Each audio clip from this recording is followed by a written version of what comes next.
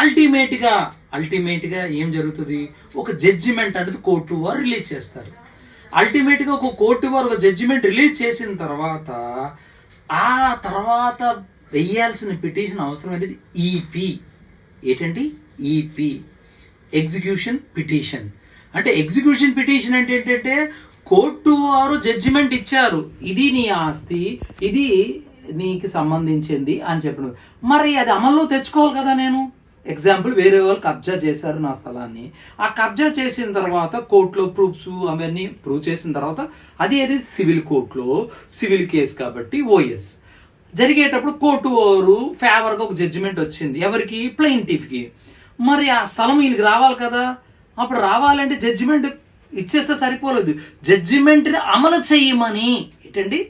జడ్జిమెంట్ని అమలు చెయ్యమని చెప్పేదే ఈపీ అంటారు, ఎగ్జిక్యూషన్ పిటిషన్. జడ్జిమెంట్ వచ్చిన తర్వాత ఈపీ కానీ మీరు ఏడు మానేశారు అనుకోండి, జడ్జిమెంట్ ఉంటుంది కానీ అమల్లోకి రాదు. అమలు పరచండి జడ్జిమెంట్